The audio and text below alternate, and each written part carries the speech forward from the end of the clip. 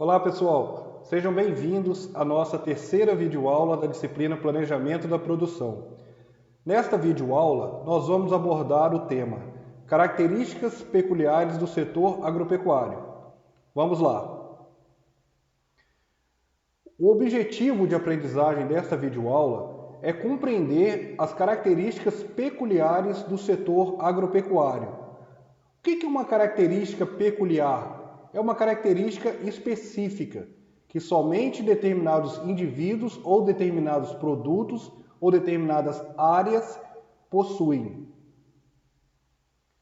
Para facilitar o nosso aprendizado, a gente vai seguir, como a gente fez em outras videoaulas, um roteiro. A gente vai iniciar falando da importância do administrador rural na tomada de decisão, as características peculiares do setor agropecuário, que é o tema principal desta videoaula, a importância do planejamento e os ambientes de uma empresa rural. O administrador rural nas suas tomadas de decisão. Então a gente tem que entender que a agropecuária brasileira, ela desempenha grande papel social. Como que ela desempenha esse papel social? Contribuindo para a fixação do homem no campo, pela produção de commodities. A gente sabe que no ano de 2019, o agronegócio ele correspondeu a 64% do produto interno bruto, do PIB do Brasil, sendo responsável pela grande maioria das exportações do país, garantindo um balanço positivo da nossa balança comercial, que basicamente é o quanto a gente importa e o quanto que a gente exporta, quanto que a gente compra e quanto a gente vende de outros países. Principalmente neste momento de pandemia, neste momento de crise econômica que o Brasil e o mundo está passando, o agronegócio ele tem sido fundamental para o nosso país. Provavelmente o agronegócio será responsável por 75% a 80% do PIB do país neste ano. É o que eu acredito. Então, o agronegócio ele é responsável também pela geração de diversos produtos agrícolas e pecuários para toda a sociedade. Quando eu falo sociedade, eu não me restringo ao Brasil. A gente fala em mundo. A gente fala que o Brasil é o celeiro do mundo. Então, o agronegócio ele tem responsabilidade no abastecimento alimentar da população do país e do mundo. Tanto que o Brasil é um grande exportador de commodities, de alimentos. Então, o administrador rural ele tem que buscar sempre uma harmonia entre as atividades que acontecem dentro das propriedades rurais. Imagina que eu tenho uma empresa rural e que eu tenho uma granja de frangos que produz cama de galinha, que é que é utilizado na produção comercial de frangos, e eu posso utilizar essa cama de galinha como adubo da produção de milho, por exemplo. Então, todas as atividades do agronegócio, da empresa rural, ela tem que estarem alinhadas e cabe ao administrador rural orquestrar todos esses instrumentos, todas as atividades que acontecem dentro da empresa rural. Então, o administrador rural ele precisa conhecer profundamente essa inter-relação para tomar de decisão. O exemplo que eu dei de uma granja de frangos. Ele tem que conhecer que essa cama de frango pode ser utilizada na produção agrícola, por exemplo. Então, além de ter os conhecimentos de administração, os princípios de administração, ele precisa conhecer as atividades da empresa rural, as atividades que estão acontecendo na fazenda. Então, a administração ela é tratada como ciência e arte. Por que ciência e arte? É ciência porque tem toda uma teoria da administração que está por trás dessa administração. Mas também ela é arte por quê? Porque ela tem uma questão artesanal, uma questão individual. Muitas vezes, essa parte artesanal ela inclui a resolução de problemas que surgem, habilidade, sensibilidade e intuição. Nem sempre uma pessoa que tem um amplo conhecimento administrativo, da teoria administrativa, vai ser um bom administrador, porque é preciso ter essa arte também. A capacidade de resolução de problemas, habilidade, sensibilidade, intuição, tudo isso tem que estar muito amarrado. O ideal é o quê? Que a gente tenha o conhecimento teórico, mas que também busque adquirir essa arte. É fácil adquirir essa arte? Evidentemente que não. Tem pessoas que têm uma maior habilidade, têm uma maior capacidade de resolverem problemas, de ter uma sensibilidade maior, ter uma intuição. O ideal é que a gente consegue associar tanto a ciência quanto a arte.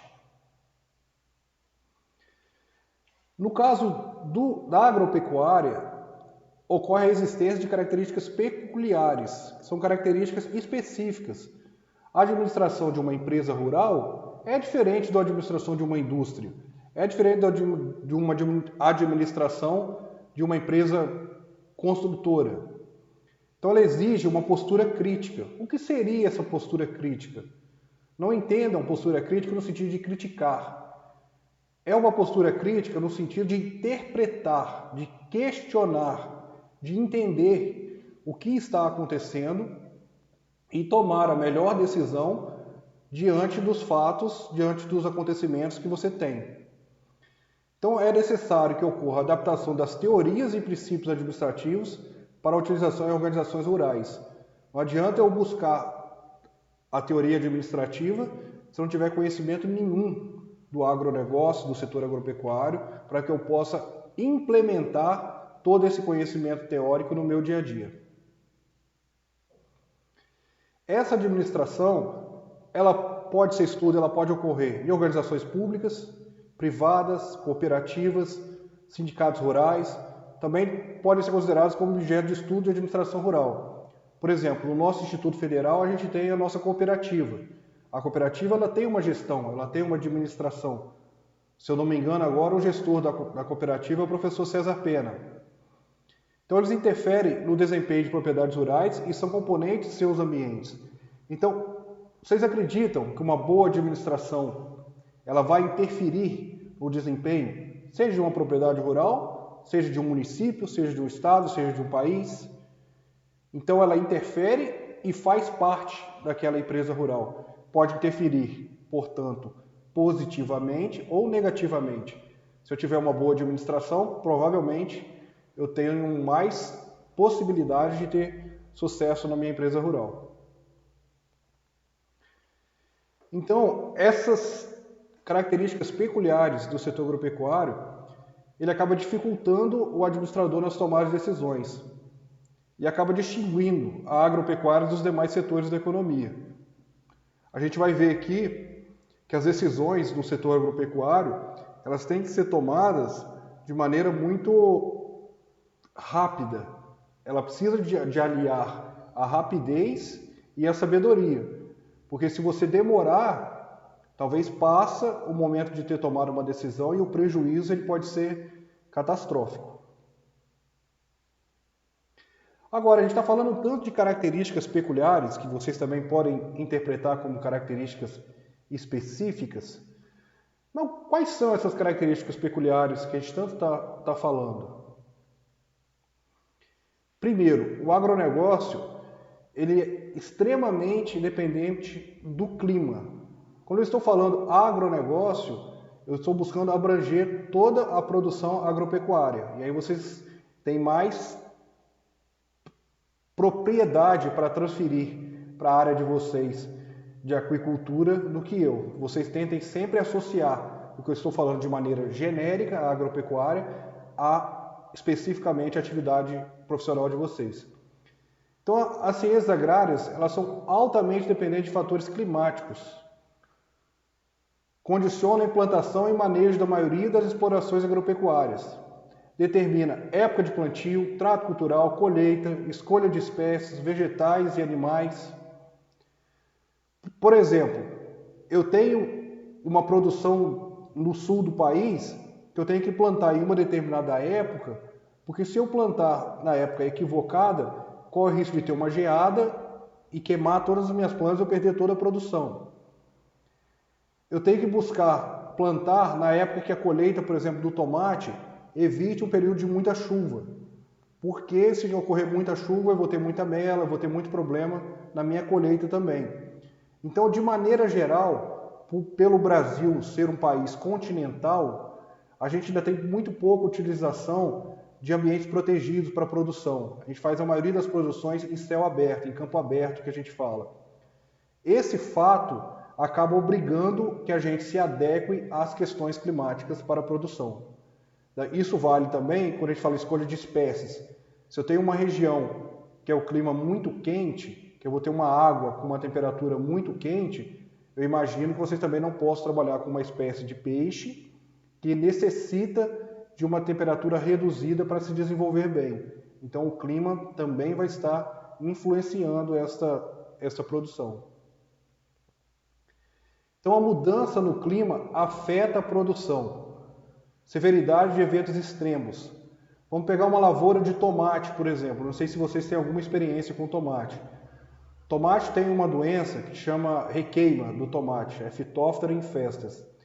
É uma bactéria que ela ataca o tomate principalmente quando se tem uma condição de umidade adequada e a temperatura reduz. Então o que acontece? Às vezes tem uma lavoura de tomate onde está perfeito, o produtor tem tudo para ter um grande lucro, e aí numa sexta-feira a temperatura reduz, cai um orvalho, se não fizer um tratamento imediato, na segunda-feira se o produtor for visitar essa propriedade, provavelmente 70% a 80% da sua produção já foi comprometida. Então o fator clima, ele altera demasiadamente a produção. Então, o número de graus dia de crescimento devido às alterações na temperatura do ar também é alterado. Modificação na ocorrência e na severidade de pragas e doenças, dentre outros. Por exemplo, eu tive uma experiência de trabalhar no sul do país, tive uma visão que a gente aqui no sudeste não tem. Lá eles ficam entre a cruz e a espada, porque quando o frio é intenso e ocorrem muitas geadas, você tem mais dificuldade na produção, você tem que plantar ainda mais tarde para evitar essas geadas. Mas ao mesmo tempo, quando não faz muito frio, quando não ocorre essa geada, acontece, após o período do inverno, uma incidência de pragas ainda maior, porque a geada ela tende a matar as pragas e às vezes até patógenos do solo em função da baixa temperatura. Então o clima ele está o tempo inteiro nos influenciando. Um outro exemplo do clima, alta temperatura. A gente sabe que as pragas elas têm um ciclo de desenvolvimento. Quando eu aumento a temperatura, eu tendo a acelerar até um determinado platô esse desenvolvimento das pragas, o que acaba ocasionando no maior número de pragas em um tempo mais restrito e ocasionando perdas de produtividade. Então aqui a gente pode ver que o clima ele está inteiramente entrelaçado com a produção no agronegócio. Problemas fitossanitários, conforme eu falei, alteração do cenário de doenças e seu manejo, impacto na produtividade agrícola. O manejo pode estar sendo feito totalmente correto. Se em questão de 1 dia, 2 dias, a lavoura não foi visitada e teve uma redução ou uma elevação brusca de temperatura e umidade, a gente pode ter um problema fitossanitário gigantesco. A gente costuma brincar que nas lavouras de tomate, por exemplo, o produtor ele tem que dar bom dia e boa noite para a sua plantação todos os dias, porque 1 minuto de descuido pode se perder a propriedade. E também, especificamente na área de aquicultura, eu acredito que seja o mesmo raciocínio. As mudanças climáticas, elas poderão ter efeitos diretos e indiretos, tanto sobre o agente infeccioso, quanto sobre as plantas hospedeiras e a interação de ambos. Professor, o que você está querendo dizer com isso? Que o quê? A mudança climática ela altera o hospedeiro, ela altera a planta e altera a interação entre ambos. Às vezes acontece o quê? Eu aumento a temperatura, aumento o desenvolvimento, o ciclo das pragas, ele fica mais reduzido. Consequentemente, a planta ela tende a abrir mais os estômatos para poder absorver mais CO2 e produzir mais, e fica mais passível de ataque de pragas. E a interação desses dois fatores leva a um maior ataque de pragas. Então, sempre ocorre de forma conjunta. Altera a praga, altera o hospedeiro e altera a relação entre os dois. Altera também o zoneamento agroclimático da planta. O que é zoneamento agroclimático, professor? O zoneamento agroclimático é um estudo que envolve meteorologia, área de solos, área de genética e melhoramento, área de fitopatologia, área de entomologia. Para quê? Para que se direcione quais são as melhores áreas e épocas e culturas para uma determinada região. Por exemplo, para a região do Espírito Santo, qual é a melhor época para se plantar couve? Qual é a melhor época para se plantar alface? Qual é a melhor época para se plantar tomate? Então faça esse zoneamento agroclimático. Só que esse zoneamento agroclimático ele é feito baseado em um histórico de temperatura, de umidade. Se ocorre um veranico, se ocorre uma chuva, uma precipitação acima da média, ele altera esse zoneamento agroclimático e provavelmente eu não vou ter uma boa produtividade. Então, patógenos e outros micro-organismos, eles estão relacionados com o processo de doença e vão ser afetados, sempre que tem essa questão do ambiente envolvido. Em determinadas regiões, novas doenças poderão surgir e outras perderem importância econômica. Por quê? Imagine que um patógeno ou uma doença tem uma temperatura ótima de atuação. Se essa temperatura se eleva ou abaixa, altera aquele microambiente, né? Consequentemente, eu posso ter novas pragas, novas doenças, e aquelas que eram um problema anteriormente deixam de ser. Então, sempre o ambiente está influenciando o agronegócio. Então, essa talvez seja a característica peculiar mais importante do agronegócio. É diferente de uma indústria que você está isolado e não tem tanta influência do ambiente. Então a distribuição temporal também pode ser afetada. O que é distribuição temporal? A gente chama de sazonalidades. Às vezes eu vou conseguir produzir mais em uma determinada época e produzir menos em outra, porque as questões climáticas são mais favoráveis ou menos favoráveis. Então os patógenos eles apresentam flutuações quanto à ocorrência e a severidade. O que é ocorrência e o que é severidade? Ocorrência é, por exemplo, vamos usar esse exemplo triste que a gente está vivendo, da Covid-19. Quantas pessoas foram infectadas? Isso é ocorrência. Agora, a severidade é quantas pessoas morreram. Quanto severa foi essa doença? Então eu posso ter uma alta ocorrência e baixa severidade. Tem muitos casos, mas pouca gente fica doente, pouca gente morre. Ou posso ter o inverso também. Uma baixa ocorrência, mas com alta severidade. Poucos casos, mas muita gente morre. Ou o pior dos casos, ter uma alta ocorrência e alta severidade. Isso vale para planta, para peixes, para qualquer espécie que vocês queiram utilizar. Então, isso também é atribuído às variações das condições meteorológicas. Ainda falando de problemas fitossanitários, o aumento da umidade durante a estação de crescimento favorece o aumento da produção de esporos. É o caso de oídio. Não é o caso de oídio. O oídio é o caso de baixa umidade. Você pode ter alta umidade, é o caso da requeima, Phytophthora infestas. E pode ocorrer também a redução de dias com chuva no verão, pode diminuir a dispersão dos diversos patógenos. Por que ocorre a diminuição? Porque esses patógenos, geralmente, eles são levados pelo vento, pela gota de chuva. Então, se eu não tenho chuva, eu diminuo a dispersão desses patógenos. Aqui a gente pode ver o problema com o oídio. O oídio, ele aumenta na condição de baixa umidade. Olha como o ambiente influencia. Se eu tenho baixa umidade, eu vou ter problema com o oídio. Então, o administrador rural, ele já tem que se precaver.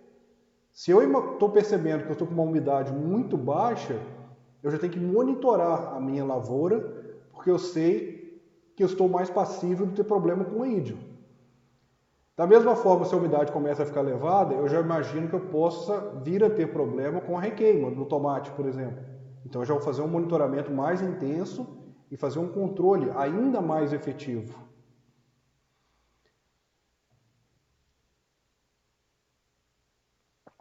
Eventos extremos. Então, assim, há vários eventos climáticos extremos que são associados ao aumento da temperatura global que pode afetar o setor agrícola. Ondas de calor. Quantas vezes a gente vê reportagem falando que as temperaturas estão subindo, que eles falam temperaturas máximas diárias acima de 32 graus. É responsável pela queda da produção agrícola. Por quê? Vocês vão ver, imagino que talvez tenham visto, se vocês tiverem alguma disciplina específica de planta, que é o que eu tenho mais propriedade para falar, a fisiologia da planta, a planta ela vai produzir mais até um determinado nível de temperatura, porque os estômagos estarão abertos e ela vai conseguir absorver mais CO2, fazer mais fotossíntese, produzir mais. No entanto, se a temperatura se elevar demais, a planta o que ela faz? Ela se protege, porque ela vê que ela está perdendo muita água. E aí ela fecha os estômatos, que são como se fosse a boca da planta. A partir do momento que ela fecha os estômatos, ela não está absorvendo mais CO2, nutrientes, e consequentemente ela reduz a sua produção. Espero que tenha ficado claro. Então espera-se que por volta do ano 2050 a produtividade da maior parte das culturas do Brasil sofrerão um decréscimo acentuado devido ao excesso de calor. Então o melhoramento de plantas ele já tem trabalhado no sentido de desenvolver variedades que sejam capazes de produzir sob excesso de calor. Veranicos. O que é um veranico? A gente ouve com frequência falar de veranico. Então veranico seria o quê? Uma estiagem. O que é estiagem? É uma estiagem acompanhada por calor, forte insolação, baixa umidade relativa, em plena estação chuvosa ou no inverno. Hoje, por exemplo, no dia que eu estou gravando esse vídeo, está ocorrendo um veranico. A temperatura está mais elevada, não tem chovido, apesar de a gente estar num período de inverno com uma umidade que deveria estar mais elevada. Então, algumas culturas elas podem perder significativamente a área agricultável. Por quê?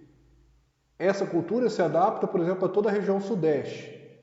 Se eu começo a ter um veranico muito acentuado no Espírito Santo, por exemplo, pode ser que essa cultura não se adeque mais a produzir no Espírito Santo. Então, consequentemente, a área agricultável dessa cultura é reduzida. Então, pode resultar em maior necessidade de irrigação, evidentemente. Eu preciso de ter um sistema de irrigação para que ele possa ser utilizado no momento de veranico. Um exemplo, plantio de soja, um período normal e um período de plantio de soja após o veranico. Então vocês podem ver que a produção após o veranico foi totalmente comprometida, né? Se o produtor não tem um sistema de irrigação, ele fica à mercê dessas questões ambientais. A gente falou de veranico, então, professor, se chover muito, então é muito bom, né? Não necessariamente. Os extremos costumam não ser muito eficientes. Então, o aumento da frequência de chuvas e tempestades fortes pode ocasionar problemas para a mecanização agrícola, devido à inundação das áreas cultivadas. O que acontece, pessoal? Se chove muito, acontece o quê? Essa aqui é uma foto do sul, vocês podem ver até as araucárias no fundo aqui, ó, provavelmente no Paraná. A gente tem uma inundação muito grande aqui. Como que eu vou entrar com um equipamento agrícola aqui para poder trabalhar nessa área? Então ele compromete muito. E além disso, depois que secar, essa área ainda vai estar úmida ainda. Eu corro o risco que ocorra o quê? Uma compactação do solo, né? A máquina está sempre passando nessa área.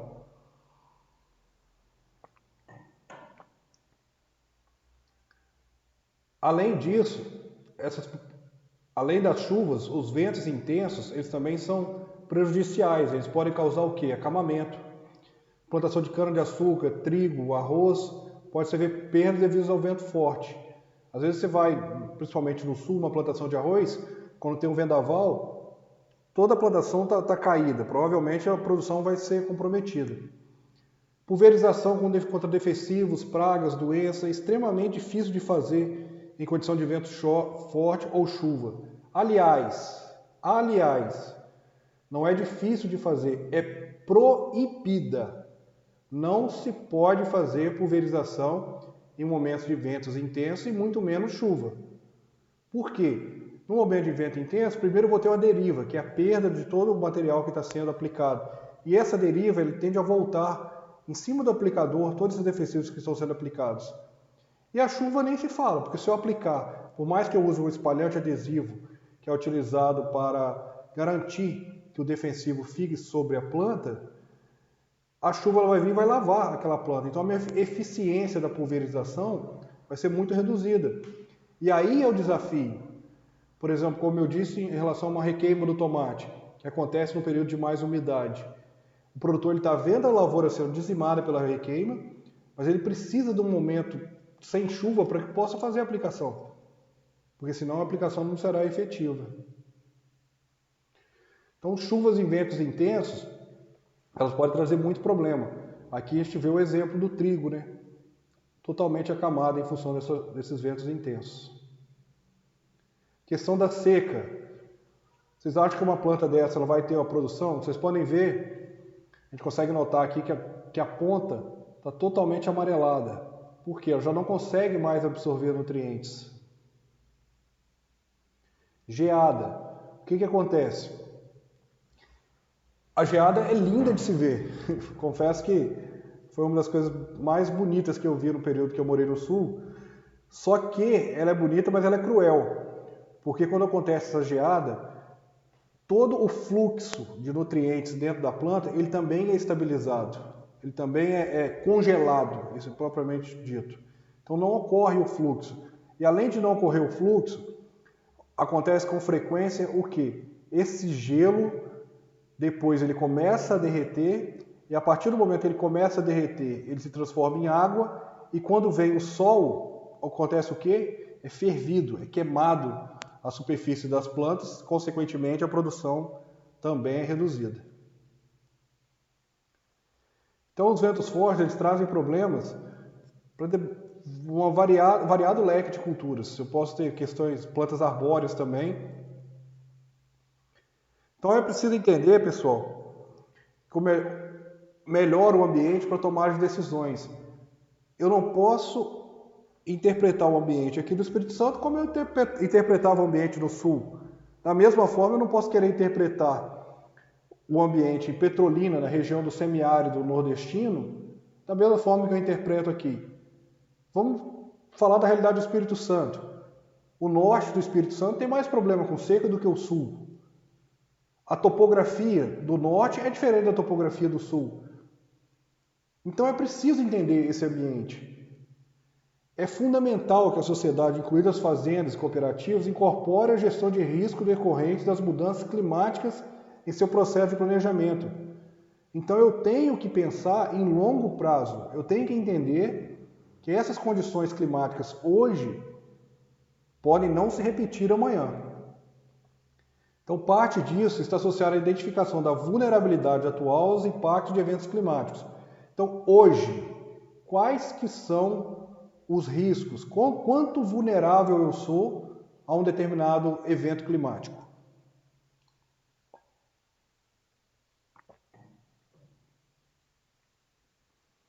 Então, o tempo de produção maior que o tempo de trabalho. Essa é outra característica intrigante, fundamental da área agropecuária. Por quê? O processo produtivo agropecuário ele se desenvolve em algumas fases independentes da existência do trabalho. Por exemplo, planta-se, aduba-se, poda-se, mas não há atividade para todos os dias do crescimento da planta. O que acontece? A partir do momento do semeio ao plantio, eu tenho um período. Se eu tiver mais trabalhadores ou mais equipamentos, dificilmente não, eu não vou conseguir acelerar esse processo. Eu posso ter talvez uma questão climática, uma casa de vegetação climatizada para poder acelerar esse processo? Posso. Mas em questão de mão de obra, não adianta eu ter mais mão de obra, que dificilmente eu vou acelerar esse processo. Quando eu planto as plantas no campo, até colher, também não vai fazer muita diferença eu ter mais mão de obra. No caso de vocês, vou imaginar que a gente colocou os alevinos no nosso viveiro. Tem um período de crescimento desses peixes, independente da quantidade de mão de obra. É diferente de uma indústria que se eu aumentar o número de funcionários e aumentar o número de equipamentos, eu vou entregar mais produto no final. Então, estão entendendo? O tempo de produção é maior que o tempo de trabalho. Não é uma correlação perfeita entre trabalho e produção. Se eu produzo um peixe com um funcionário, se eu tiver 2 funcionários, eu não vou produzir 2 peixes naquela mesma quantidade de tempo. Espero que tenha ficado claro. E isso é fundamental para quê? Isso é um grande desafio do gestor, do administrador, porque ele precisa considerar isso em todas as fases. Por exemplo, na hora de contratar as pessoas. Eu vou ter uma demanda de mão de obra muito grande para o plantio, por exemplo. Então eu contrato as pessoas para me auxiliarem no plantio. Mas até do plantio até a colheita, eu vou ter tratos culturais, um manejo que vai ser pequeno, que eu não vou ter necessidade de toda aquela mão de obra. Então aí é um desafio, é escalonar, é saber quando que a mão de obra será mais necessária, quando que será menos necessário.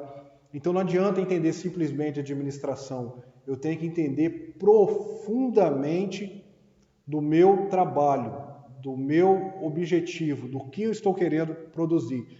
Seja tomate, seja alho, seja peixe, seja carpa, seja truta, seja o que for. Aqui é só uma exemplificação, né? A gente faz um semeio, aí depois do semeio tem a parte de adubação, a parte de desbrota. Isso tudo aí, não adianta eu aumentar tanta mão de obra, que eu não vou conseguir acelerar esse processo, né? Por mais que a tecnologia tenha avançado, principalmente em campo aberto, esse tempo é necessário esperar um tempo entre o semeio e a colheita. Isso é até bíblico, né? Então, o tempo de produção é maior que o tempo de trabalho. Em outros setores da economia, como a indústria, como eu citei, somente o trabalho modifica a produção. Se eu tenho um trabalhador, eu produzo X. Se eu tenho 2 trabalhadores, eu produzo X mais Y. Então, o tempo de produção de um determinado bem é igual ao tempo de trabalho consumido na obtenção do produto final. Quanto mais trabalho, mais produto. Essa relação, infelizmente ou felizmente, não é observada na área agropecuária. Por exemplo, eu vou produzir leite. Se eu tenho X empregados e X equipamentos, eu vou conseguir engarrafar X litros de leite por dia. Se eu aumento o número de funcionários e o número de equipamentos, provavelmente eu vou conseguir engarrafar um número de vidros de leite maior. Queijo, por exemplo. Já na área agropecuária, isso é um pouquinho diferente. Produtos perecíveis. Pessoal, talvez esse seja o exemplo mais adequado à nossa disciplina, planejamento da produção. Então, diversos produtos agrícolas e pecuários são perecíveis. Peixe talvez seja um dos maiores, né? Então isso condiciona a utilização de técnicas específicas de conservação e de planejamento da produção e da distribuição. Vocês sabem, quando vocês estão produzindo um determinado peixe, vocês têm os viveiros e a partir de um determinado peso, depois vocês me corrijam se eu estiver equivocado, vocês podem manter aqueles peixes ainda no viveiro, só que a partir daquele momento, essa produção ela deixa de ser economicamente viável, porque o que ele vai estar consumindo, a conversão alimentar terá sido deteriorada. Ele vai estar consumindo uma quantidade grande de alimentos que vai estar se transformando numa quantidade menor de carne e de proteína. Estou tentando aprender isso com vocês aí, eu acho que é por aí que vocês me ensinaram, né? Então, eu tenho que buscar o quê? Como que eu vou poder retirar esses peixes? Como que eu vou conservar esses peixes para que eu possa comercializar? E como que vai ser feita a produção, a distribuição, para onde eu vou distribuir? Então esse planejamento da produção, que é o tópico, que é o tema da nossa disciplina, ele tem que ser feito com muito cuidado. Porque senão depois eu vou ter os peixes ao ponto de serem, não sei o nome que vocês usam, mas de serem pescados, serem retirados dos viveiros, mas eu não vou ter o consumidor para poder adquirir, eu não vou ter uma logística de conservação desse peixe, eu não vou ter um planejamento para escoar essa produção. Outra, vocês devem concordar comigo, se eu tiver um sistema de conservação maior, eu tenho uma capacidade de negociação maior também. Agora, se eu não tenho como conservar, se eu não tenho como armazenar, eu fico na mão do meu cliente, né? Então isso tudo precisa de estar muito amarrado, muito entrelaçado. E aí o que a gente fala, é possível que existam contratos, que a gente discutiu isso em sala de aula, para garantir que eu tenha um consumidor, para que atenda aquela minha produção, algo que seja interessante tanto para o consumidor, tanto para o cliente, quanto para o empresário rural, para garantir um determinado nível de preço, que não seja um preço muito baixo, nem muito para o produtor, nem muito alto para o cliente. Então todos esses passos, essas nuances têm que ser tratadas. Aqui, outra característica do setor agropecuário é a terra como participante da produção. Então a terra ela participa diretamente do ciclo produtivo. Então, para produzir, eu preciso conhecer, tenho que fazer uma análise de solo, análise física, análise química, biológica, topográfica, e a mesma coisa vale para a área de planejamento da produção de peixes, na área de agricultura. Eu não sou expert, mas eu sei que a água para a produção ela tem que ter um pH ideal. Eu tenho que medir, utilizar um oxímetro para medir a concentração de oxigênio. Se eu tiver matéria orgânica em excesso, provavelmente eu vou ter uma baixa concentração de oxigênio nessa água. Então isso tudo eu tenho que buscar para adequar o pH ótimo para a produção de determinado peixe. Eu imagino, mais uma vez, vocês têm mais propriedade para falar disso do que eu, que de acordo com a espécie deve ter um pH ótimo para o desenvolvimento daquela espécie. Então vocês têm que conhecer a água de vocês é como a terra para o produtor rural. Então essa água vocês têm que conhecer todas as propriedades físicas, químicas, biológicas para poder estar utilizando no planejamento da produção. E estacionalidade da produção. O que é a sazonalidade? O que é sazonalidade? É que a produção ela não é constante. Eu não consigo produzir a mesma quantidade de produtos e principalmente na mesma qualidade durante o ano inteiro. É diferente de um produto industrial que eu quero produzir, por exemplo, um iPhone. Vou dar um exemplo. Eu consigo produzir o iPhone sempre naquela quantidade, naquela qualidade, independente do período do ano. Então, no caso da área agropecuária, tem a dependência do clima e as condições biológicas determinam a estacionalidade da oferta, ou seja, épocas que ocorre excesso ou falta de produto. Por exemplo, manga. É mais comum a gente ter oferta de manga no final do ano, em janeiro, em fevereiro. Nessas épocas, fevereiro já é um pouco até mais difícil.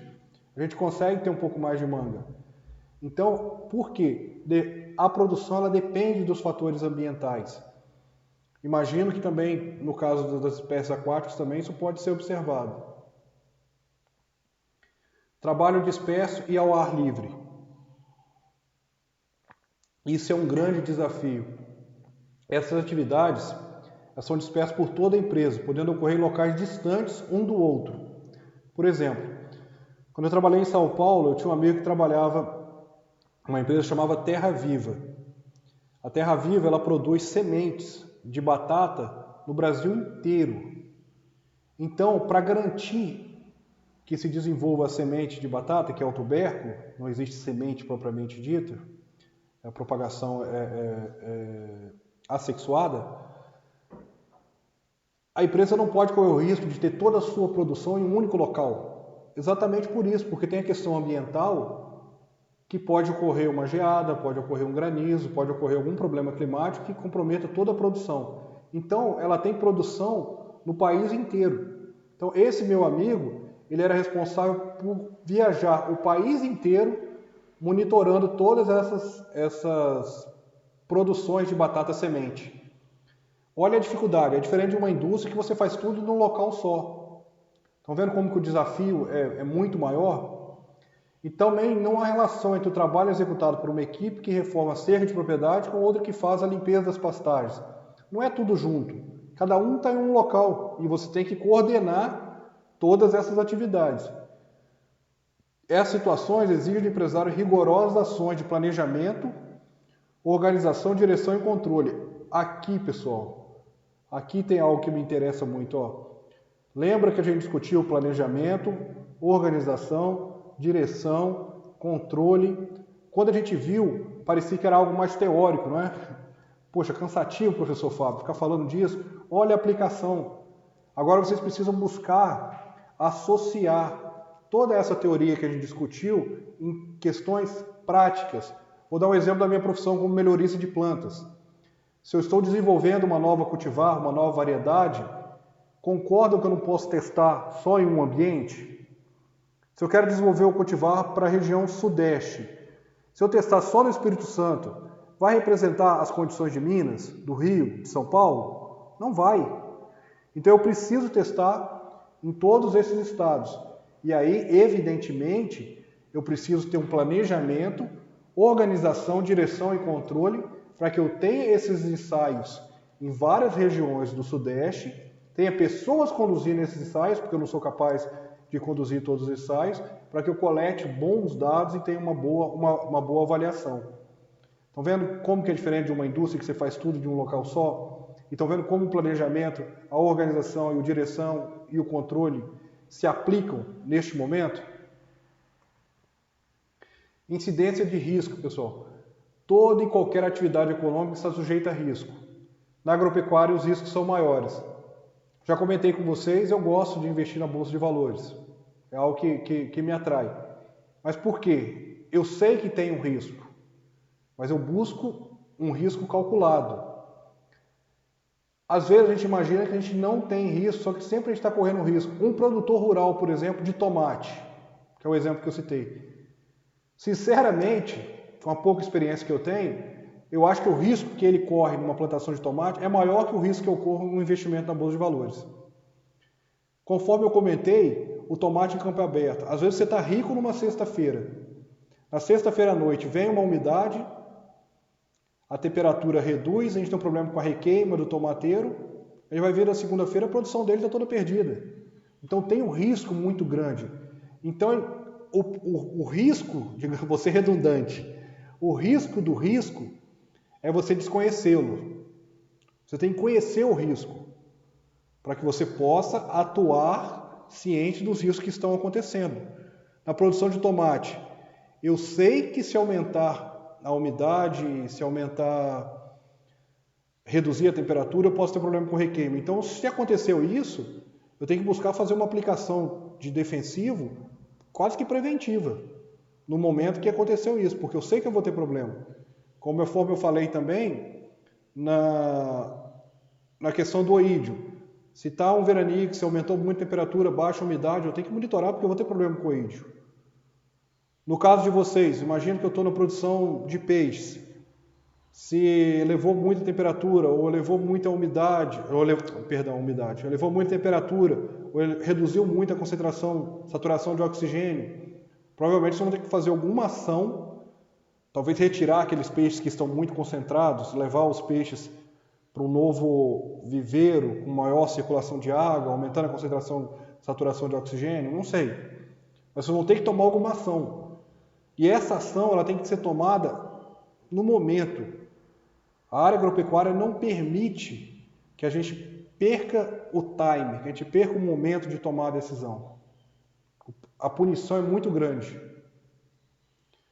Então as explorações, elas podem ser afetadas por problemas causados pelo clima, praga, flutuação de preço dos produtos, riscos climáticos, biológicos, econômicos. Um exemplo, eu estou produzindo tomate, vamos voltar a esse exemplo. Pode ser que tenha uma superprodução, o preço da caixa de tomate vai lá embaixo e o meu lucro foi perdido. Às vezes não compensa nem colher. Então, às vezes eu tenho uma lavoura perfeita, mas o preço caiu. E o que acontece geralmente? Quando eu tenho uma lavoura perfeita, provavelmente teve poucos impactos ambientais, pouca influência ambiental. Provavelmente o meu vizinho também vai ter produzido bem. Então, provavelmente esse preço da caixa tende a reduzir. Então, o meu desafio é produzir quando as pessoas não conseguem produzir. Essa é uma vantagem, por exemplo, de produzir em ambiente protegido, que eu garanto a minha produção quando a maioria das pessoas não consegue produzir e consiga um preço melhor. Evidentemente que é um custo maior também. Então, sistema de competição econômica. Então, a quantidade produzida em cada unidade de produção é relativamente pequena se confrontada com a oferta global. A oferta global, por exemplo, de um produtor de hortaliças, produtor de alface, ou produtor de tomate, produtor de pepino, ele não consegue controlar tanto o preço. Ele é controlado pelo preço. Um produtor isoladamente, ele não tem como controlar o preço da caixa de tomate. Então ele vai seguir o que o mercado disser. Então os produtos apresentam normalmente pouca diferenciação entre si. Por exemplo, a Apple consegue diferenciar o iPhone de um celular da Motorola, do celular da Samsung. Agora tomate, que é o exemplo que eu trabalho mais porque eu tenho mais afinidade. Na Europa já se tem um diferenciamento maior, já se tem uma diferenciação em função da qualidade, do sabor, porque as pessoas têm uma condição financeira melhor e são dispostas a pagar um pouco mais que isso. Agora, no Brasil, infelizmente, tomate é tomate. Não adianta se tem mais sabor, se tem menos agrotóxico. Pode ser que no futuro a gente venha a ter, está começando a ter uma diferenciação, mas ainda é muito pequena. A entrada e a saída do agronegócio pouco altera a oferta global. É o que eu estou dizendo, se um produtor para de produzir, qual o impacto disso? Tem mais 50, 60, 70, 80 mil produtores? Então ele não tem como controlar esse mercado e como impactar o mercado.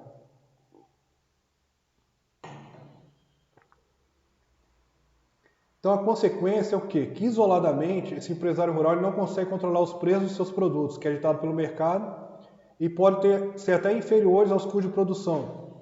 Vamos falar de tomate de novo. Quantas vezes você já deve ter visto vídeos no YouTube de produtores rurais jogando fora lavoura inteira de tomate? Ou nem colhendo. Por quê? O preço caiu tanto que o custo para colher aquele tomate já não compensa. O valor que está sendo pago não compensa. Agora, o inverso também é verdade. Às vezes o preço se eleva muito, mas quando falta tomate no mercado. É difícil trabalhar. Então, por isso que se busca ter contratos para evitar um pouco essa oscilação de preços. Produtos não uniformes. Voltamos ao exemplo da Apple. A Apple faz o iPhone. Se ela fizer 1 milhão de iPhones, talvez desse 1 milhão, não seja totalmente uniforme, precisa de um recall. Na agropecuária isso não é possível. Então, ao contrário da indústria, há dificuldade de se obter produtos uniformes quanto à forma, tamanho e qualidade. Eu desafio vocês a me entregarem um viveiro de peixes com todos os peixes, com o mesmo tamanho, forma, massa, qualidade. É impossível. Então, devido às condições biológicas da própria espécie e climáticas, que vão estar alterando. Então, isso acarreta custos adicionais, com classificação e padronização, além de receitas mais baixas devido ao menor valor dos produtos que apresentam pior qualidade. Voltando ao exemplo do tomate. Eu colho o tomate, eu tenho um custo para classificar se aquele tomate lá ele é classificado de acordo com o tamanho. Então, eu tenho esse custo maior para classificar. E os que não atingem o tamanho ou têm alguma deformidade, o preço dele é 10 vezes menor do que o valor do melhor fruto, digamos assim. Então isso acaba impactando, né? Há uma perda muito grande no valor, no dinheiro do bolso do produtor. Então esse é mais um fator de dificuldade. Todas essas dificuldades, eu estou usando dificuldade, mas não é dificuldade, é uma peculiaridade, uma característica específica. Por quê? Se vocês souberem trabalhar, pode ser que essa dificuldade para a maioria seja uma oportunidade para vocês. Então, pessoal, é necessário conhecer os objetivos gerais e específicos da empresa. Se o dia da manhã vocês forem trabalhar como administrador rural, vocês precisam entender os objetivos gerais que são definidos pelo proprietário, se refere à empresa como um todo. Basicamente, pessoal, o objetivo de uma empresa, a gente tem toda aquela filosofia, tem tudo que é colocado no site, mas vamos ser honestos. O objetivo principal de uma empresa é o quê? Lucro. Lucro. Não adianta a empresa estar fazendo um trabalho social, estar fazendo um trabalho bacana, se ela não tiver lucro, porque as contas não vão fechar. Sendo bem claro, é isso. Ela tem que ter o trabalho social, ela tem que ter isso tudo, mas a razão de ser da empresa é gerar lucro. É o sistema capitalista. E aí tem os objetivos específicos, que se relacionam às diversas áreas da empresa e devem ser integrados entre si. Como que a área de produção de hortaliças vai interagir com a área de uma empresa rural, de uma granja, por exemplo? Como que a granja vai interagir com a área de produção de milho? Igual eu falei, eu vou usar o exemplo da cama de galinha. Para quê? Cada área ela tem que entregar os seus produtos para que a empresa como um todo atinja o seu objetivo geral, que no fim do dia é gerar lucro. Então, para isso, para atingir qualquer objetivo, a gente precisa estabelecer estratégias. Vocês querem se formar. Para vocês se formarem, vocês planejaram, estabeleceram estratégias a seguir. Então, após conhecer claramente os objetivos, então por isso que eu tenho que ter claro qual que é o meu objetivo. Seja dentro da empresa, seja dentro de vida. Porque se eu não tiver objetivo, como que eu vou traçar a estratégia para atingir o objetivo? Então, a primeira coisa é isso, ter um objetivo claro para qualquer área da vida de vocês. E aí vocês vão mobilizar todos os seus recursos, sejam recursos financeiros, intelectuais, pessoais. Analisar e identificar as oportunidades e ameaças do ambiente e os pontos fortes e pontos fracos da sua propriedade. Vale para a empresa, vale para a gente como pessoa. Eu trabalhei numa empresa de tabaco, por exemplo. Um dos pontos fracos que a gente percebia era a legislação cada vez restringindo mais o consumo de tabaco. Então tem que ser trabalhado isso para se evitar que tenha todo o colapso da propriedade. Então é necessário planejar, pessoal, antes de agir. Vale para tudo. Se eu tenho que desenvolver um trabalho, se eu tenho que fazer a produção agropecuária, é necessário planejar, para que esse planejamento chegue no resultado que eu estou buscando. Planejamento é o cerne da nossa disciplina. Planejamento da produção. Então, planejar é decidir antecipadamente o que deve ser feito, levando-se em conta as condições da propriedade rural e do contexto da mesma.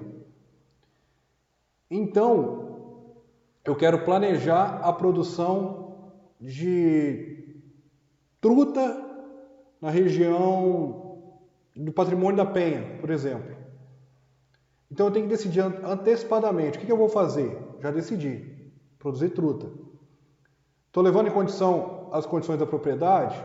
Estou levando. Tem condição de clima, talvez temperatura da água.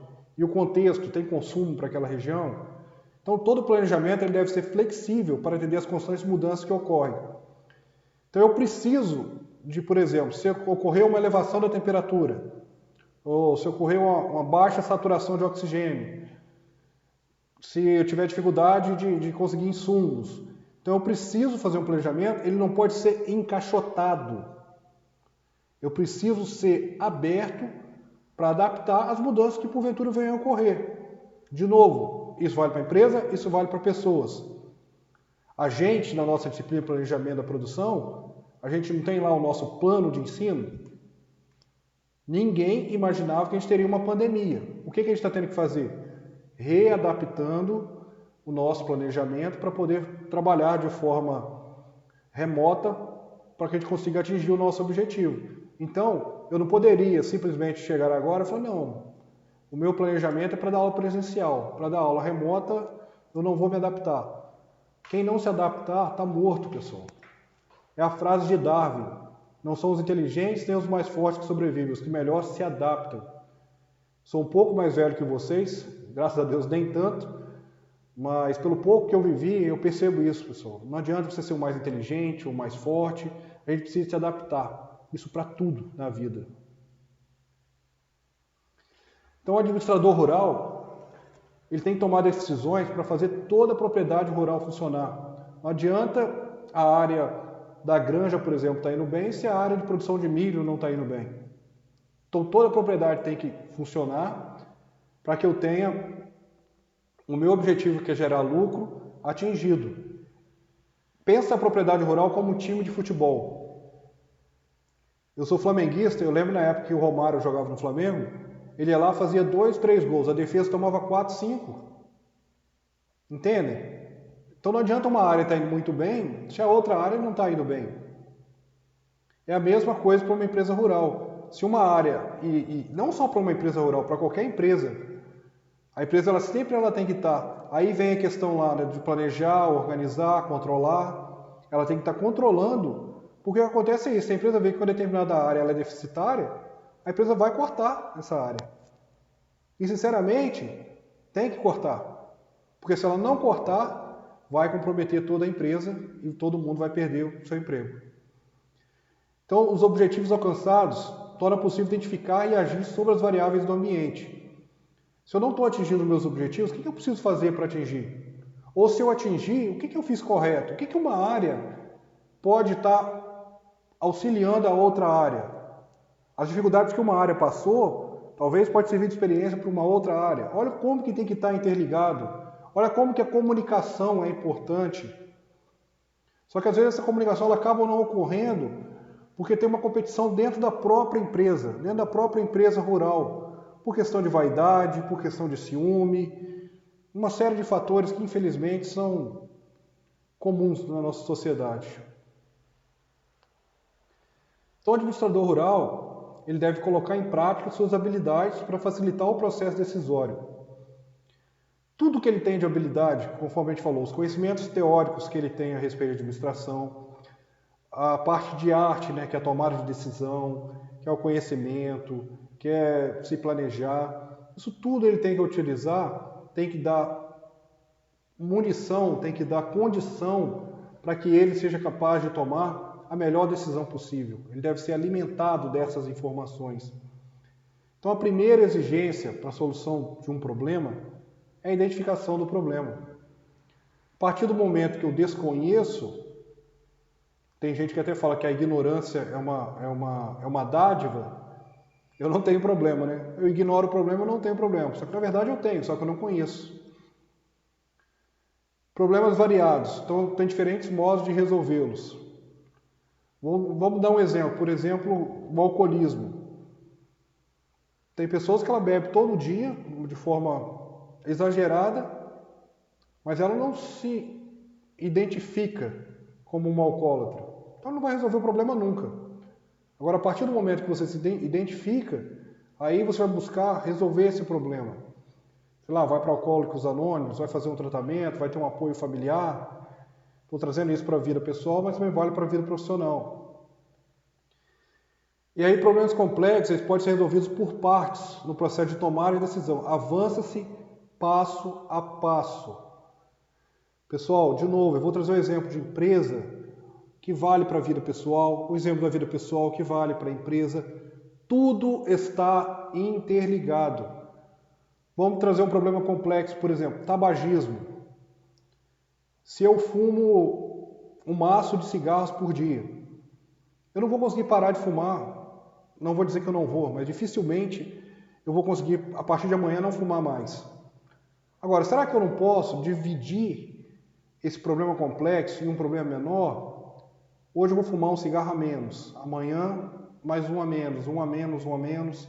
Se eu estou com 140 quilos, eu quero perder 40 quilos. Se eu pensar nos 40, eu não vou conseguir perder. Agora, se eu pensar em perder um por semana, um por mês, se eu quiser, para um exemplo mais esdrúxulo, se eu quiser comer o elefante, eu não vou dar conta de comer o elefante inteiro. Agora, se eu quiser comê-lo por partes, eu posso cortar a orelhinha dele, daqui a pouco eu como um pedaço do rabo dele, como um pedaço da barriga dele, e aí eu como esse elefante como um todo. Então eu preciso de diluir esse problema em partes. Tem um problema grande, dilua em partes, vá resolvendo passo a passo, senão vocês ficam malucos. Então a administração, ela não é mecânica.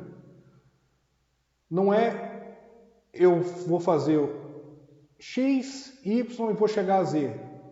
Não é um processo mecânico. Não tenho garantias. Ele é muito pessoal, ele tem que vivenciar o dia a dia. Então pode-se ensinar o que o administrador deve fazer, mas isto não o capacitará efetivamente a fazê-lo. É preciso, pessoal, on the job que eles falam, skin in the game, é preciso colocar a pele em risco, é preciso estar à frente, é preciso realizar as atividades.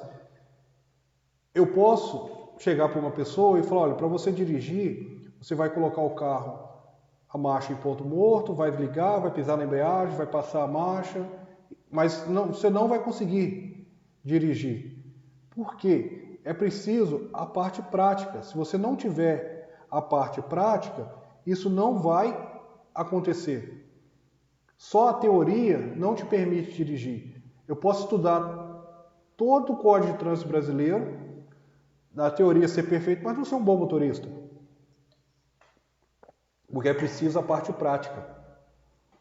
Então o sucesso do administrador, ele é baseado no conhecimento tecnológico da administração, que é importantíssimo, básico, indispensável, mas depende sobretudo da personalidade e do modo de agir do administrador.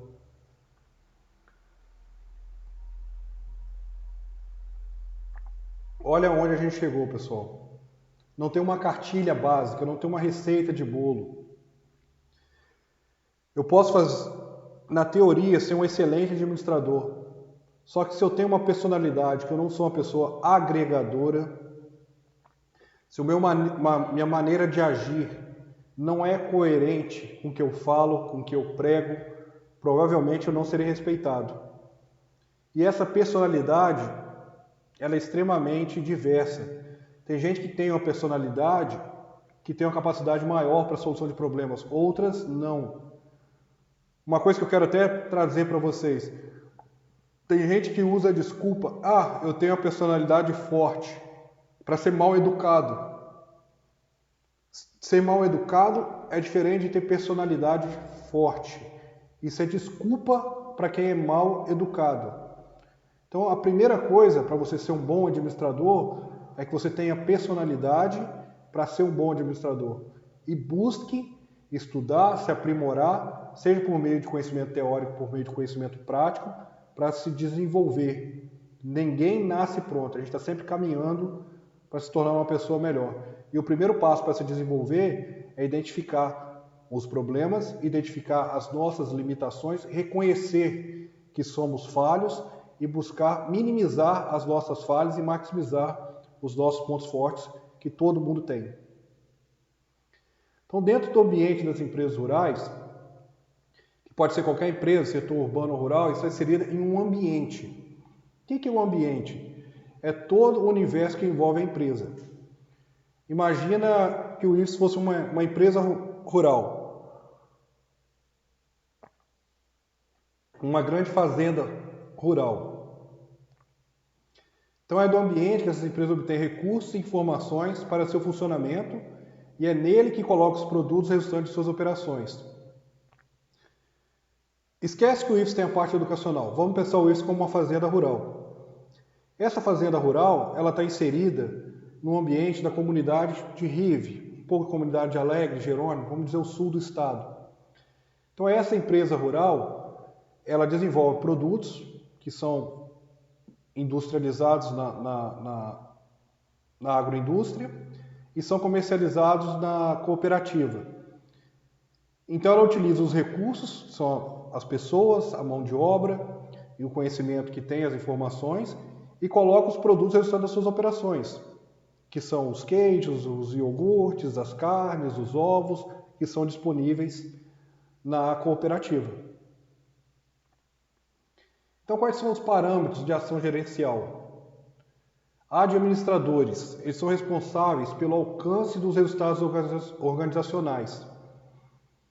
Então, o administrador, ele tem que garantir esse alcance, ou pelo menos garantir que todos os processos estejam ocorrendo de maneira eficiente. Então, a qualidade da empresa, ela depende da qualidade do gestor, que é preciso aproveitar as oportunidades, antecipar as ameaças e liderar as organizações na direção de seus objetivos. Por exemplo, se eu tenho uma empresa educacional, se eu percebo que cada vez mais vai ser buscado o ensino, o que eles falam EAD, o ensino à distância. Então eu tenho que preparar a minha empresa educacional para atender cada vez mais nessa modalidade de ensino à distância. Então eu tenho que antever aos fatos que vierem a acontecer. Um exemplo que eu sempre dou para vocês da Kodak, que era uma empresa que tinha as câmeras fotográficas, que vendia o papel para revelação. Ela não percebeu que esse mercado de câmeras digitais estava crescendo tanto. Ficou para trás. Quem sabe falar hoje de Kodak? A Motorola com celular. Quem ouve falar hoje de celular Motorola? Não se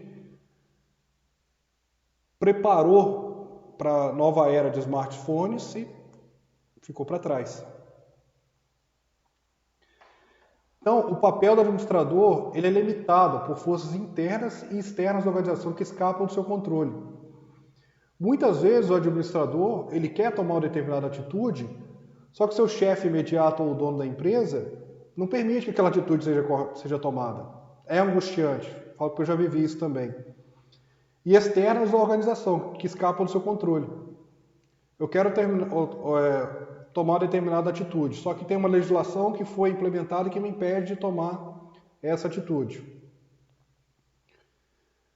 Condicionantes: economia, mercado, políticos, governamentais, ação de concorrência ou de antigos gestores da empresa. Tudo isso vai influenciar, vai condicionar. Se a economia está crescendo, se o mercado está crescendo, eu posso tomar determinada atitude.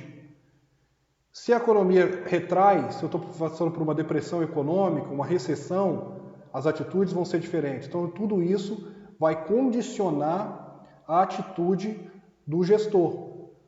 Por exemplo, agora a gente vive um cenário que o país tem uma tendência de ter um PIB negativo. Eles falam até em torno de 5% a 10%. Eu imagino que deve ficar na casa de 7%.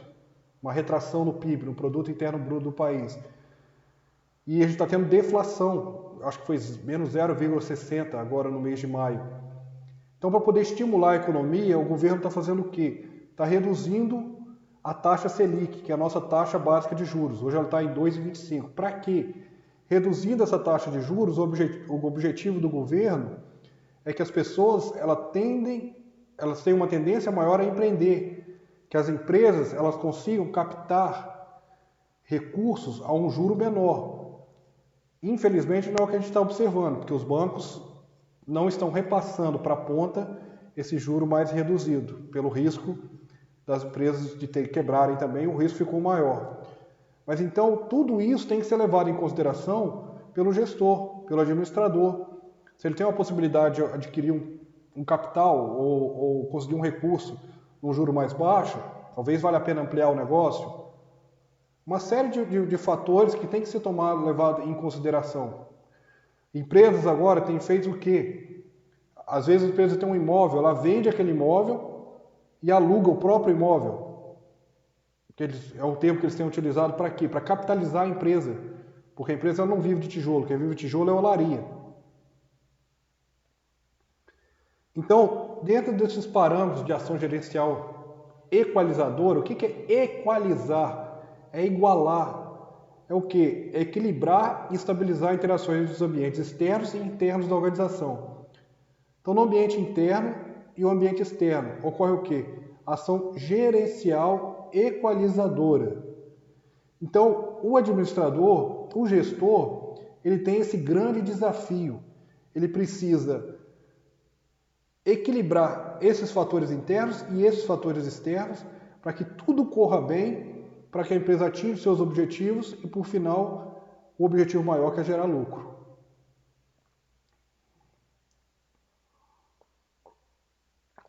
Então, dentro do ambiente organizacional, o que é um ambiente organizacional? É o conjunto de forças e tendências externas e internas que tem potencial para influenciar o desempenho da organização. Então, o ambiente externo, esse é o elemento que se encontra fora dos limites da organização. Já o interno ocorre dentro dos limites. São os trabalhadores, administradores, tecnologia, estrutura organizacional, instalação física.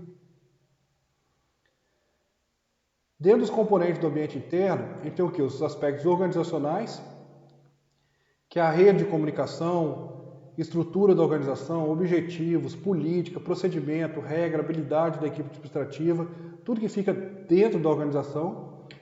Aspecto do pessoal, prática de recrutamento, programa de treinamento, sistema de avaliação de desempenho, sistema de incentivo e rotatividade.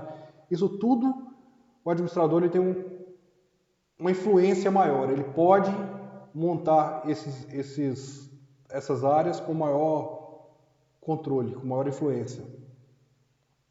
Aspecto de marketing, qual que vai ser a estratégia do preço adotado, do produto, promoção, distribuição. Aspecto da produção, como é que vai ser o layout da fábrica. Pesquisa, que a gente discutiu na última videoaula. Uso de tecnologia, aquisição de matéria-prima, controle de estoque. Aspecto financeiro, lucro, atividade, oportunidade de investimento.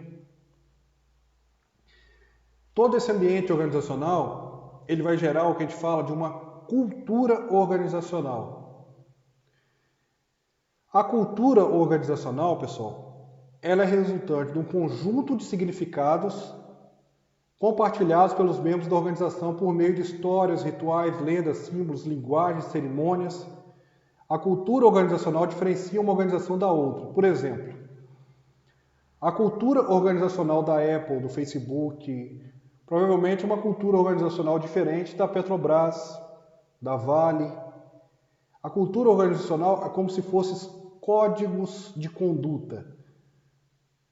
Tem uma empresa, eu trabalhei numa empresa inglesa, que foi a BAT, British American Tobacco, e numa empresa holandesa, que se chama Enza Zaden.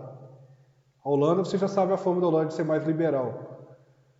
Na BAT, quando eu trabalhei, extremamente formal, não se tinha espaço para brincadeiras, eram extremamente pessoas sérias, um ambiente muito, talvez até um pouco carregado, para falar a verdade.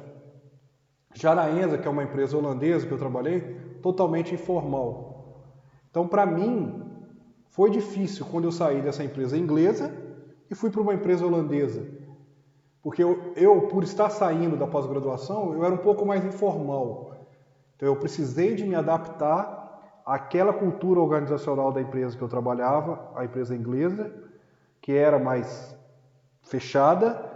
Quando eu me adaptei a essa empresa, eu fui para uma empresa que era um pouco mais aberta, digamos assim, tive que me readaptar. Então, a cultura organizacional, ela já está presente na empresa, é característica da empresa. E aí ocorre um choque muito grande, porque infelizmente, a maioria das pessoas que agora estão entrando no mercado de trabalho,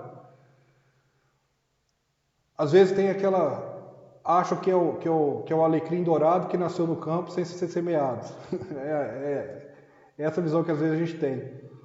Ela acha que a cultura organizacional ela vai mudar completamente para atender aquela pessoa, aquela característica. Ela não busca se adaptar à cultura organizacional, ela quer que toda a empresa se adeque à cultura dela. Infelizmente, isso é um pouco difícil. E essa cultura a gente vê em cultura familiar. Por exemplo, um exemplo que a gente pode dar, tem famílias que ainda prezam pelo almoçar, pela refeição ser feita na mesa, é feita uma oração. Tem outras famílias que cada um almoça em um horário, o almoço não é servido na mesa, as pessoas almoçam vendo televisão, não tem oração. Então, não estou dizendo que está certo e que está errado, mas são culturas diferentes. Se eu vou almoçar em uma família, que o almoço é servido na mesa, é feita uma oração, e eu quero almoçar sozinho na sala, provavelmente eu vou ter problema. E vice-versa. Se eu vou para uma família que a refeição é feita de forma mais informal e eu quero exigir que seja feito da maneira que eu estou habituado, provavelmente eu vou ter problema também. Então a gente precisa sempre estar se adaptando a essa cultura organizacional. Isso é um exemplo que a gente tem que tentar levar para o nosso dia a dia. Então essa cultura organizacional, ela vem em função de histórias, rituais, slogans, símbolos, que são elementos da cultura. Então muitas vezes essa cultura tem empresas que são centenárias. Pode mudar, é até salutar, é até saudável que mude, mas dificilmente vai ocorrer uma mudança abrupta para atender especificamente ao alecrim dourado que nasceu no campo sem ser semeado. Então, dentro dos elementos da cultura organizacional, a gente tem o quê? Histórias, que são narrativas baseadas em eventos reais, que geralmente recuperam momentos fundamentais na vida da organização. Tem rituais, que é atividades repetitivas que reforçam os valores da organização. A gente tem símbolos, como se vestem, carros dos gestores, layouts dos escritórios, viagens em classe executiva, tem tudo isso. Slogan, declaração pública de seus valores, clientes estão em primeiro lugar. Então isso tudo. Então se eu tenho uma empresa que tem uma simbologia, que as pessoas trabalham, por exemplo, todo mundo de camisa social e calça social, e eu chego para trabalhar de bermuda e chinelo, provavelmente eu não vou estar adaptado àquela cultura, né? Ritual. Se tem um ritual que todas as pessoas, mesmo quem não é subordinado ao horário, costuma só sair após as 17h30, que é o horário de encerramento do expediente, e eu gosto de dar 2 horas eu vou embora, não tem nada que me impeça de fazer isso, entende? Porque o meu contrato é não subordinado ao horário. Só que tem um código pré-estabelecido entre as pessoas que talvez esse código seja quebrado quando não seguido, né? Então, parte do ambiente externo é formado o quê? Pelos clientes, fornecedores, concorrentes, instituição financeira, meio de comunicação social, grupos de interesse específicos. Isso tudo faz parte do ambiente operacional. Então, o administrador, o gestor, ele precisa comungar com todos esses players, com todos esses entes que fazem parte desse ambiente. As instituições financeiras, bancos comerciais, de investimento, seguradora. Comunicação social, mídia para comunicação, divulgação das ações da empresa e da publicidade dos seus produtos ou serviços. Questão de comunicação social, publicação de marketing. Não sei se vocês viram uma polêmica que aconteceu essa semana com a Bombril. Lançou uma marca de esponja de aço que se chamava Crespinha. E aí teve uma repercussão negativa muito grande, porque associaram essa marca a questões racistas. O que a Bombril fez? Imediatamente ela soltou um comunicado e retirou esse produto do mercado. Mas o dano à marca da empresa já estava consumado, né? Provavelmente o responsável pela campanha de marketing e pelo lançamento desse produto, ele foi infeliz. Um exemplo, eu vi essa semana também, o Sesc de Domingos Martins, fazendo uma campanha para a festa junina, para a festa de São João nas Montanhas. Teve uma repercussão absurda também, está no período de pandemia. Será que pegou bem para a imagem da instituição? Então tem que pensar sempre nas ações que a gente está tomando para a empresa rural e não só para a empresa rural, da nossa gestão de carreira. Não pense quando vocês vão para uma entrevista de emprego, que os gestores não vão olhar o histórico de vocês, as redes sociais de vocês. Tomem cuidado com o que está sendo postado. Nem tudo que a gente vive precisa ser postado.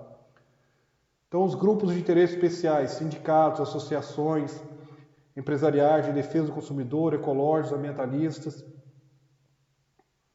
Então, o ambiente, pessoal, apresenta continuamente uma série de restrições, problemas e ameaças para as organizações, como também boas oportunidades a serem exploradas pelos empresários. De novo, se tem um grande número de peculiaridades no agronegócio, a gente pode tratar isso como uma dificuldade ou como uma oportunidade. Depende de como a gente vai lidar com essa situação. Então o administrador, ele deve estar continuamente atento e bem informado. Não só o administrador, pessoal. Informação é fundamental para tudo na nossa vida. Para a nossa saúde física, mental. Então a gente tem que saber o que está acontecendo no mundo, o que vai impactar a sua empresa. Não só a sua empresa, a você, a sua família, aos seus amigos, para que possa aproveitar da melhor forma possível as oportunidades que surgirem para poder enfrentar eventuais ameaças e limitações que ocorram. Evidentemente, por mais que a gente se informe, a gente não consegue prevenir tudo. O exemplo do coronavírus, por exemplo. Eu sempre busquei estar bem informado. Eu percebia que desde dezembro, que desde janeiro, estava ocorrendo um problema muito grande em Wuhan, mas eu jamais imaginei que fosse atingir essa escala mundial. Então, por mais que a gente esteja informado, a gente não consegue controlar tudo, né? E às vezes a gente é pego de surpresa. Então, para melhor compreender o ambiente, pode ser classificado sob dois aspectos, o ambiente geral e o ambiente operacional. O ambiente geral, pessoal, ele é formado por condições e fatores que afetam diretamente todas as organizações, rurais ou não. Então, por exemplo, se eu tenho uma nova legislação para a produção de grãos, ela pode impactar todas as empresas que produzem grãos.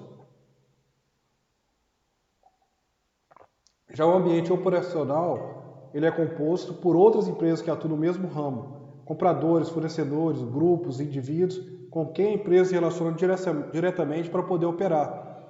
Então, para que a minha operação de produção de grãos, por exemplo, seja eficiente, eu tenho que ter essa parte operacional bem estruturada, com quem me fornece insumo, com a minha mão de obra, com quem vai ser o meu comprador, com quem vai fazer a comercialização, entende? A operação tem que estar bem organizada, bem estruturada. Então, o ambiente geral e o operacional. O ambiente geral tem o componente social, o componente legal, tecnológico, econômico. É como se fosse mais amplo, uma visão geral. Já o ambiente operacional é cada vez mais específico. O ambiente geral eu vou olhar com telescópio. O ambiente operacional eu vou olhar com microscópio.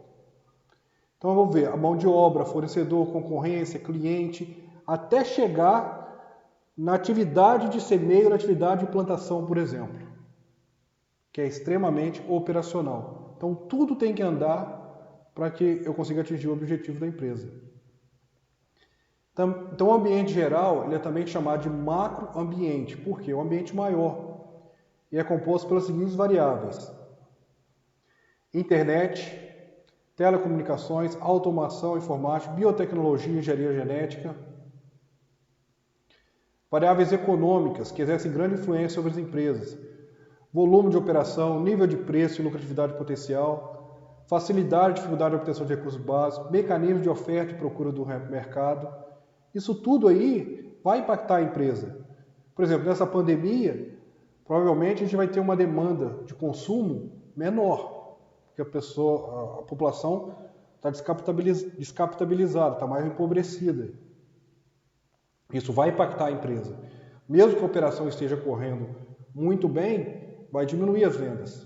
Uma empresa, por exemplo, do ramo automobilístico, que produz carros, produz veículos, pode estar ocorrendo a operação de maneira excepcional, mas o volume comercializado de automóveis reduziu muito. Isso vai impactar. Então, variáveis políticas e critérios de decisão adotados pelos governos federal, estadual e municipal. Esse momento é um momento difícil que a gente está vivendo, mas é um momento importante para a gente aprender. Olha quantas decisões políticas, essa confusão que está instaurada no país está impactando a nossa saúde, a nossa economia. Aqui, pessoal, eu não estou me manifestando favoravelmente ou contrariamente a qualquer ala política. Até porque melhor não falar de política, né? Variáveis sociais.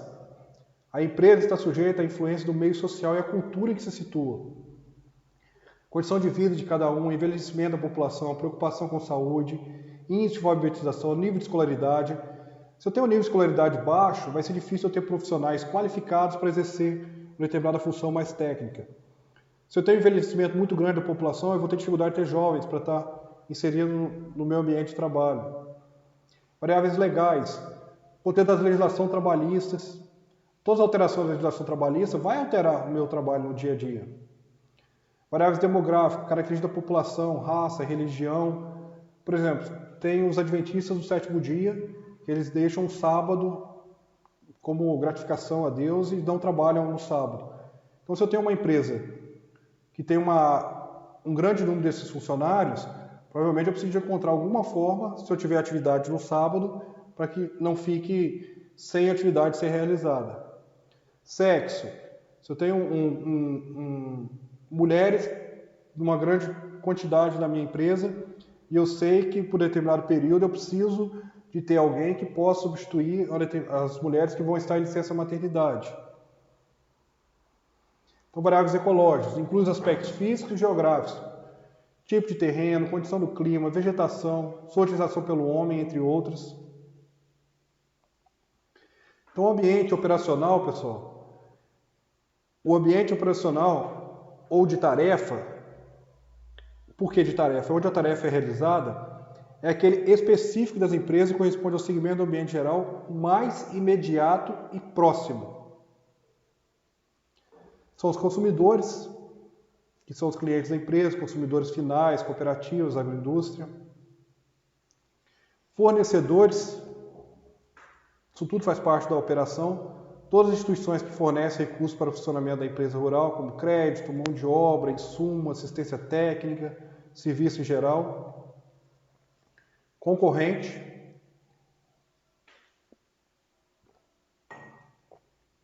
formado pelos outros empresários rurais que concorrem tanto na venda de produtos como na obtenção de insumos e serviços. Se eu tenho muito concorrente em uma determinada área, eu posso ter uma competição. O valor dos insumos pode ser mais elevado para eu adquirir. Na hora de comercializar, talvez eu vou ter que comercializar por um valor menor, porque o meu concorrente pode fazer uma oferta num valor menor. Questões regulamentadoras, compostos por órgãos do governo, associação, sindicato, que de alguma forma impõem controle, limitação ou restrição da atividade da empresa rural. Exemplo, não se pode fazer mais do que, eu acho que é 2 horas de horas extras por colaborador por semana. Então eu tenho que atender a essa legislação. Então uma série de questões, a regulamentação do governo, que eu não posso produzir produtos, digamos assim, que aconteça com produtos de origem transgênica. Pode impactar a minha empresa. Então, de novo, o ambiente geral ele é mais aberto e o ambiente operacional cada vez mais específicos. Então, um empresário rural eficaz ele é aquele que considera não apenas os fatores e condições internas da sua empresa, mas sobretudo as variáveis do ambiente e suas interações e influências nos aspectos internos da fazenda. Cada vez mais, pessoal, a gente não pode preocupar só da porteira para dentro. A gente tem que se preocupar com tudo o que envolve, inclusive questões de macroeconomia, questões políticas, isso tudo vai impactar. Então o administrador rural ele tem que ser extremamente antenado. Pessoal, basicamente era isso que eu tinha para discutir com vocês em relação ao tema de hoje. A videoaula ela ficou mais extensa porque a gente tinha muito conteúdo para abordar nessa videoaula. Eu peço para que vocês assistam com tranquilidade e realizem essa atividade que eu vou estar pedindo agora. Algo bem simples, apenas para a gente recordar o que foi discutido. Na sua opinião, para uma pessoa se tornar um bom administrador, basta que estude administração? Sim ou não, justifique. E cite pelo menos 3 características peculiares do setor agropecuário. Atividade bem tranquila para que vocês cumpram. Podem enviar para o meu e-mail que eu já disponibilizei. E a gente tem nosso grupo de WhatsApp para tirar as dúvidas caso elas persistam. Queria agradecer a atenção de vocês Um grande abraço a todos, fiquem bem.